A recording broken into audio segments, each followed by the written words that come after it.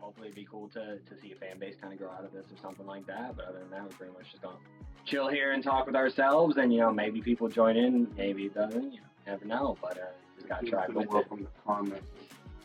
Add on to whatever. Something. It definitely helped. But for sure. So, all right, we're gonna kind of get into it. Usually, these will follow a pretty similar routine. Today, with the strain of the day, is going to be a purple punch. You really gotta get that in. Gotta get that influencer vibe, Purple Punch is an indica dominant hybrid. And it's supposed to be like an 80% indica, 20% sativa. It's known for its sweet, dessert-like aroma and powerful relaxing effects. This strain is a cross between two different ones, Larry OG and Granddaddy Perp.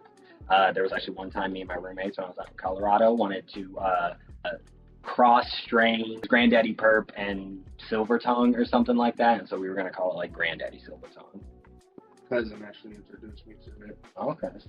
Nice, little introduction to the flavors and shit. No, I feel that, bro. It always threw me off because I definitely remember when I was first starting out when it came to smoking and shit like that. I was very much like, oh man, the darker it is, the better it must be. And while yes, that can be true in certain states, you definitely can't kind of run it solely off color and stuff for amount of potency or whatever like that. Same thing with like THC percentages,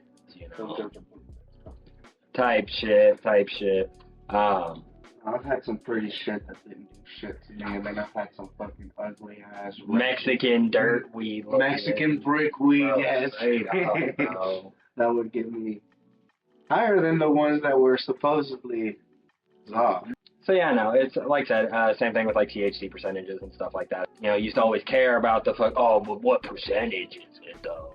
And it's like, well, yeah, you do want high THC percent yields. That is not the like dictator on if it's good or not. Pretty much it comes down to like terps and shit.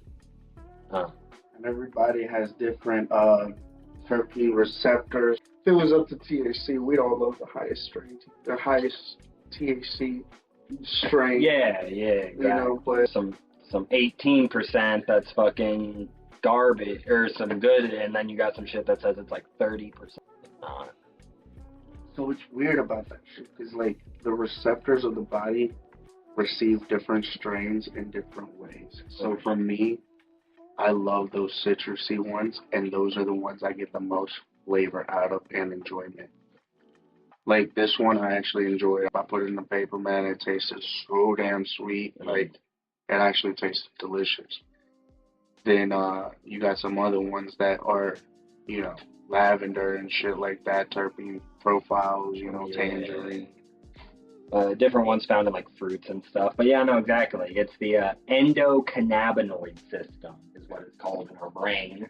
I remember that's actually how we started talking too. Remember that shit?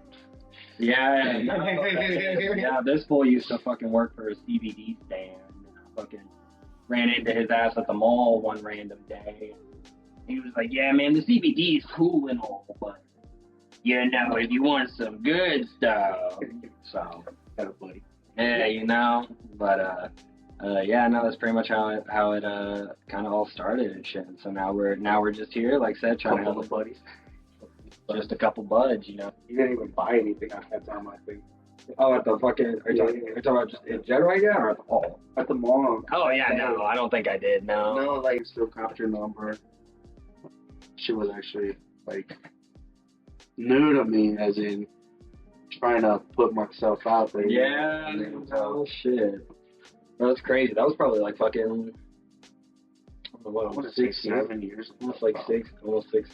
So the, like, immediate effects of, like, Purple Punch, other than getting fucking high, boy, is, like I said, it has a very, like, a sweet taste to it. It's very kind of like a floral, like, fruity, taste. Obviously, yeah. And it just kind of comes to, kind of similar effects. So the big thing I feel like with a lot of, when it comes to, sativa, indica, whatever is, the kind of the issue with that is that maybe years ago that they were like true sativas and true indicas and stuff, but unfortunately because everything has been so like crossbred and switched out and whatnot like that, that like pretty much everything's a hybrid nowadays. So it's really hard to get kind of like a unified form of being like, oh, this is a sativa, and when you fucking smoke it, you feel all active and whatever and zooted, but then when you fucking smoke an indica, you know, it's supposed to get you couch locked or put you down or sleep or something like that. The way I like to remember is indicas in the couch. Or you're in the couch. You're in the Absolutely, couch. pretty much. There has been very, very few strains I've ever had that have actually felt that way. Like a heavy either indica or sativa. You know, yeah. I feel the same way. I feel like ever since like I want to say 2016 is when I started feeling like the difference of them going more towards hybrid rather than like more unified. yeah, like more of the fucking hybrids going on around. I'm curious how they did that shit. You know, that shit must be like Scientific, bro. You know, obviously they have to know what they're. You have the green thumb to it. You know, unfortunately, it was. So mine was. It actually came out looking almost like this, except airier. If that makes sense. Bro, like it was looser. Like, I know what you mean. More spread out and shit. yeah. You get more like thick nugs and stuff. This is a more natural looking nug, but like those real like rock dense nugs are usually because there's some sort of hormone growth. Yeah. So I had moved in with my sister, and I was living with her for a while, and the old lady that she had bought her house from had was selling weed and shit, and so I would like walk down the road and go grab, yo, I got a 20, let me get a gram off you, or fucking some stupid shit. And then eventually one day I'd sit there and I would listen to all her like mad crazy rants. When I was in the 70s, I was protesting and stopping bulldozers after I lit cars on fire or some random crap. I mean, this is also a woman that was like addicted to, like, was on here. I was gonna say, I love those older generations that they have those like experiences, you know, with previous addictions. That's so fucking addicted to something. Oh yeah. Oh yeah. The stories that they come up with, bro. Oh, they absolutely wild that thing. But so one day I went over to grab from her, and she was like, "Hey, you wanna come see some plants I got?" And I was like, "Oh, okay." And so she walks me over to like her little bathroom of her house, and she like pulls the curtain aside, and there's like 7 probably like 2 feet tall plants growing in this little 3x3 plot up the window. And she was like, "Well, it's right now with the laws and stuff, I can only, it's only a misdemeanor if I have 3 of them. So you want 4?" And I was like, "No." I was like, "I'll take just 2." I was like, "I'll take 2." Sure. Barely fed them here. And so I take these, but bro, I straight up, she was like, "All right, well, you got to get something to like transport them." I was like, "Oh, great." So I freaking run back over to my house, bro. I find an empty bag of dog food, like the 50-pound bags, bro. And I fucking drive over there, and I was like, "All right, stuff them in." And she was like, shoving these plants in my trunk. Bro, we're out in the middle of nowhere, so it's not like anyone's around to see us anyway. So I fucking got these like big old plants sticking out this fucking bag and shit. I take them to my sister's, and at first I fucking went up the hill behind her house, and I tried to find a clearing that the sun would come through, and I found kind of a spot and I buried them. This was probably like late August, early September, so we were already starting to like drop in. No, I wouldn't say drop in degrees because that's still like the end of summer, but like we were starting to like decline. And so I got them in the fucking woods and shit, and I'm like every day running up there with water, and I'm dumping it on the woods, and I'm trimming them up and stuff. And I mean, they get pretty tall. I mean, they probably get about 6 feet, 6 feet tall. And they were really fanned out, and they had a bunch of big old fan leaves on them and stuff. Man, they weren't budding for shit though. No, Not budding for shit though. So you think she gave you a male? And so probably, but it's cold enough that I'm like, bro, I gotta like move these inside or something. So I get 2 5-gallon buckets and I fill them with dirt and I plant them in these buckets and then I fucking bring them and I like put them in like this alcove. And so eventually they go through like a budding cycle. And I mean, brother, out of these 2 plants, I got undry. It was like a half ounce, maybe. So I was, because I'm impatient as hell, I fucking did some fiend ass shit. I saw a video that was talking about how to like quick dry out weed and shit. And it was pretty much that you put it on like a metal plate and then you put like a heat source underneath the plate to like help dry the weed out. So I do that.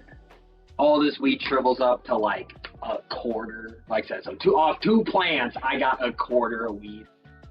Worst fucking weed I've ever seen in my entire life, bro. God damn, that shit was bad. And then one time, me and my roommates, when I was in Colorado, tried to grow some. And I mean, we got them sprouted and stuff.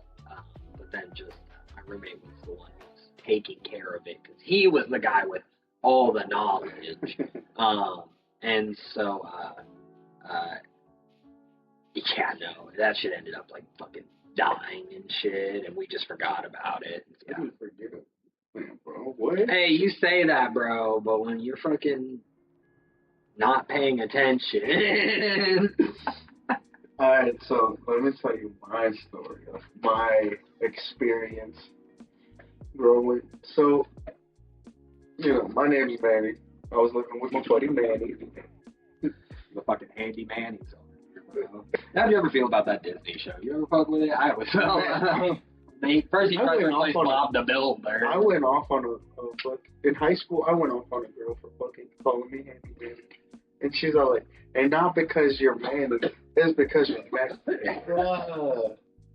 Side story. Goddamn, No, anyways, I was living with my buddy Manny, and he had a little bit more experience growing than I did. If obviously not proficient enough because he wasn't in a per se legal state. But yeah, he had a little more experience than I did. So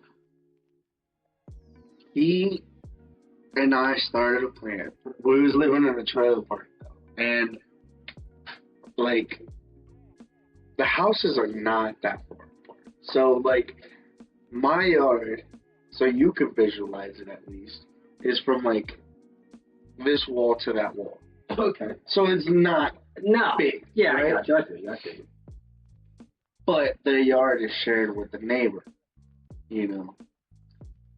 So we grow this plant and we put it in our tree line because there was a tree line between me and us and the neighbor. Mm-hmm. And we're growing it and shit. It's not catching up like the best sunlight it could get, but it starts budding and shit. So it's growing. Yeah, no, it's you getting know there. what I mean? It's getting there. Yeah.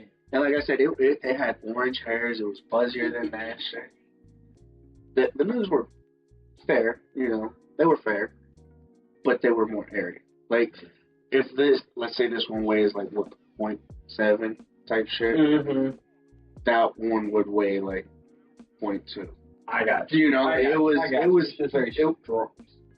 Yeah, it was airy. It was big, but it wasn't dense. Yeah, it didn't have weight. We still got a fair amount out of it. I think we got about 4 to 6 ounces. Okay. From outside growth. Now, he had put Miracle Grow on that shit to help it grow. Okay. Yeah. Worst thing that could have been done. Oh, not the not the worst, but like definitely like you really want like clean soil and then put in the like specific like pHs and exactly. Like my buddy had fucking like no, we learned that like the hard way. 8 different bottles shades. Like this one you put in towards the later stage for trichomes and like the Wow, eyes we or started whatever. watching shit like that. Yeah, we started learning. You know, he had known just the natural way. Yeah. You know, Yeah. and me, I've only grown one in Mexico, and it was set it, forget it, and let it grow type shit. In Mexico, you got sunlight. You know, it was gonna grow a dry plant, but it was growing. Yeah. Too bad it didn't grow in the time that I was vacationing. I was there for a couple months, but like I only got to see it like grow like not much maybe. I mean that's not bad. But it was me and Manny started providing it with Miracle Grow and shit, leaving it outside, bro. CPS was called type shit. Brother. I don't know what these people are growing next door, but No, dude, it wasn't even like that. It was a whole different situation. it was unrelated. It was unrelated. I had to hide that bitch in my car. I put that bitch on like some fucking shoebox and put jackets around it. Hung jackets around it so it covered the sides of it. I know what you mean. So it just looked like a closet full of. I know what you mean. Yeah. It smelled dank as hell, but Almost. It smelled like Reggie. We definitely like had nothing to worry about. She fucking checked the house, whatever. She left. Cool. Never seen her again, you know. But again, unrelated situation. Yeah, right. So we put it back outside. The actual summer fully hits. Now there's people doing their yards and shit. We had to fucking like start taking note of when they did the yards to put it inside type shit for like the half hour that they were out there. Yeah. And bro, I kid you not, it was like a whole mission every time. Just you know, sometimes they do it a little earlier on a Saturday night, and it's like, oh shit, they're gonna see it. Luckily, they didn't care. They were Hispanic, you know. Okay. The plant was just as illegal as they were. This fucking Play, bro. If you snitch on me, I'll snitch on you. We gotta keep each other safe, bro. Policia la migra, you know, both of them, bro. We gotta fucking watch out. Well, it would suck because I'm Mexican too. Yeah, right. No, facts. But yeah, no, we definitely got it to grow and shit. And we, like I said, we got 4 to 5 ounces. I can't remember what amount exact. But fucking, I remember we grabbed like half ounce and we made it into candy. Like we made Rice Krispies, cookies. Okay. Simple shit, bro. Very good. Fuck yeah, bro. They were better than the smoked. It was better than it was smoked, you know? Oh, I got you. Because like I said, it was airy. It dried out real quick. You smoke through that blunt and it just fucking fly. Like, this shit is juicy enough that it's lasted us, what, like 10, 15 minutes almost? Not that fucking. Swisher, sponsor me. Banana Smash. It smells kind of floral, like banana-y, but it don't, obviously, I don't think almost any fucking compliments this flavor. The fact the purple punch and the banana smash, low key unplanned pair. You want to taste it out of the paper, bro? I'm sure if you are good at rolling joints, then what I'm about to say makes no sense. But for me, blunts smoke longer than joints. True. Smoking a joint will get me higher because it doesn't have the fucking nicotine. But that's the reason why I smoke blunts is partially for the nicotine because it doesn't make me feel as tired. This is the only form of, I guess, nicotine I take in. I smoke them here and there, but I like the paper. And I feel you. I'm a glass person. I love glass. You bitch, you think I always want to be rolling? Fuck no. Well, I think rolling is a little less annoying than actually like cleaning and packing, you know, the bowl every time that you finish. That's all I gotta deal with. That and the blunt guts, but that goes straight in the trash and shit. But there's no like leftover I gotta deal with besides the ash, and that's so minimal compared to having to clean a bong. Not that bongs take a lot of work. Fucking just put some coarse salt in that shit. Fucking alcohol. The higher the proof, the better. I usually just use like isopropyl because you know it's 99 and shit. This full use fucking Everclear. Multi-use for me. Everclear, to be honest. It's a little too expensive. I should probably get us a bottle that fucking big is like $12. Is it? Yes. No shit. I Vanilla feel like vodka. you're a little off. I don't think so. Fucking look it up or something. We gotta have a background, dude. Like, yo, look that up real quick. But there's no one there, so. Hey Google. We need an Alexa. Hey Alexa, fucking search some shit for me real quick. Tells me to go fuck myself. And then past that is the the history and genetics of it. The original strain was bred by Supernova Gardens. Its parents Larry OG and Granddaddy Perp. The strain definitely earns its reputation for being a pretty popular one in the cannabis industry. But anyway, so pretty much for the lesson today, kind of for today, I kind of wanted to go over the evolution of stoner stereotypes in movies and TV. And I'm sure, like I said, if y'all typical stoner or anything like that, you pretty used to your stoner films. You Mac and Devin Go to High School, How High, Half Baked, High School, and then there are some cool documentaries and stuff, like one called Kid Cannabis, and that one is about a real story about a kid who became one of the biggest weed drug dealers in the world. Or I don't want to say in the world per se, but in the U.S. for sure. So like I said, pretty much we're going to start at the first instances of marijuana in pop culture. We're going to start with the 1930s, 1950s, then we'll go to the 60s and 70s, 80s, 90s, early 2000s, and then more day. Starting off in the 1930s to the 1950s was the fear-mongering era. It pretty much all started with a movie called Reefer Madness, which was basically a propaganda film about how if you smoke weed, you go crazy. And then there was another one called Marijuana, pretty much same thing, fear mongering and very downside, negative, looking at it and stuff. This is back in the late 20s, early 1930s. And it was this, like I said, this governor or whoever, and he was really against, obviously, the influence of marijuana to make it, to have the public associate it with a negative context. At the time, more Mexicans were coming into the U.S. There was a huge stigma perceived around it. And so he was so people don't like Mexicans. I don't like Mexicans. I hate weed.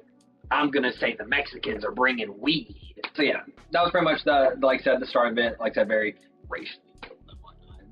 Most early 1900s, mid 1900s, later 1900s, something nowadays type shit. It really doesn't change. But I mean, you always have people, I guess, that are upset about something. Pretty much just very strong anti-marijuana propaganda, moral panic, and strict drug laws were influenced by all. Then eventually we move into the 1960s and 1970s, which was very counterculture and comedy influenced for it. So pretty much the narrative had shifted, and the hippie movement had embraced cannabis as a symbol of peace, love, and rebellion. And so Hollywood films started to follow suit on that. So you had movies like Easy Rider, a film that used weed as a symbol of counterculture, like I said, freedom. And then you had the introduction of a classic comedic duo, Cheech and Chong. I've actually been watching through all the Cheech and Chong films. Tommy Chong said in an interview that they just did really good making stuff together.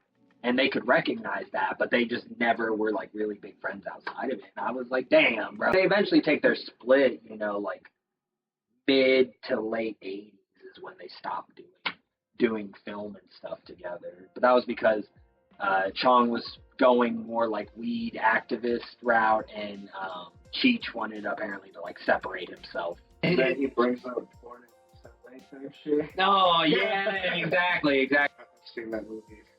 I like that movie. I've seen most Cheech and Chong. One of the last films I just watched, I think it was Cheech and Chong. I think it was Things Are Tough All Around. The one where the people start turning into lizards and shit from smoking that dude's weed. You know, I think I watched parts of it, of that part of it. Then my parents turned it off, realizing what it was. So that's pretty much the, like I said, the 19 fucking 60s and 70s. Like I said, that was the year of, 69 was the year of love, when the acid movement was really big. You know, you had the Beatles. Would have been a really interesting time to do that. So that brings us to the 1980s and the 1990s, the slacker stoner era. By the 80s and the 90s, Hollywood had a few very typical stoner types. The slacker, these lovable, completely clueless characters that weren't really any harm or anything like that. You got a joint, be a lot cool. Yeah, you had like Dazed and Confused, Fast Times at Ridgemont High, Wayne's World, that 70s show. That one barely invited. Like, it had me.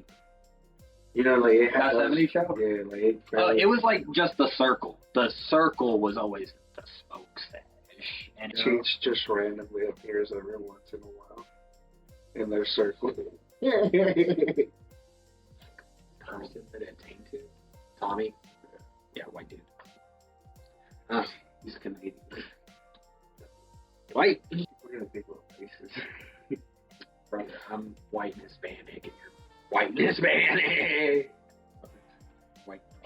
So you pretty much had like that. You had like a Encino Man, like Pauly Shore kind of characters. I mean, that was pretty much general, I guess, the 80s and the 90s. The stereotypical, like, you smoke weed and then you live in a dumpster or something. Like, you just never do anything in life. But then you also had like the like adventures and stuff like that of like Bill and Ted, and the duo that they get high and end up on crazy adventures. Just a few of those movies of that kind of era that kind of elaborate the vibe. So that was just pretty much the like I said, the 80s.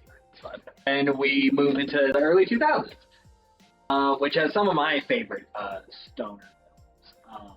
But like I said, the 2000s brought a stoner like comedy revival with a modern twist.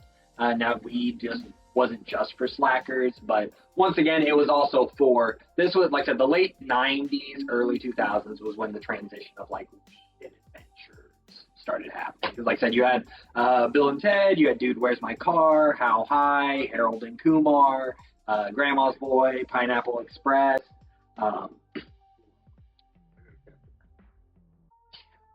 One of my favorite movies of all time is How High. But yeah, pretty much that just, like I said, kind of revamped it. It was less of like it wasn't as down looked on. It was definitely starting to be used as a more like general influence. Like people do, like, I guess getting really high leads to crazy adventures. The 2010 and more present time, where now with the legalization of weed peaking and altitude shifting, portrayals here become way more diverse in this decade. Now you have like Mac and Never Go to High School, Disjointed, which is a really good TV show. I love Kathy Bro.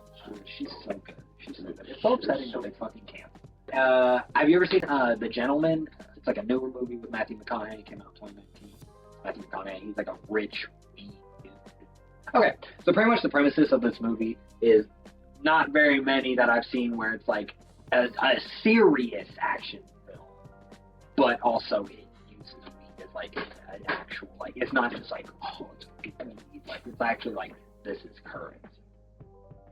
We really started from a place of like almost, just about, because I mean, we're in 2025. We're at, about 100, maybe over 100 years of like publicized stigma around weed, and I mean, we are definitely at the complete opposite end of that branch now, where it's, studies are showing that like younger generation, like 18 to 36 or some shit like that, smoke weed than drink alcohol. I mean, I do gotta say, smoking still has its harm. Absolutely. No, you're inhaling. It's not like it's not harmful, but I choose to believe that it's not as harmful as if I was just every day drinking alcohol for every time I was packing a bowl. Every bowl was one drink. Every blunt was one drink or something. Yeah. Whoa, dude. Exactly. A blunt is like a beer per se, and ripping a whole bowl is like doing a shot. I've never seen him with a beer. It's just a very interesting thing. Like I said, how we've gone, like I said, to the very opposite end of the scale. Like I said, I was about to say. I mean, pretty much that was just the end of it. As cannabis becomes even more mainstream, Hollywood will keep evolving its portrayal of stoners, no longer just slackers and criminals, but everyday people from all walks of life.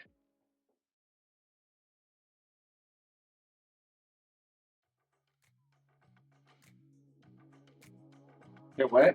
You know you gonna say cool? Oh shit! I forgot. You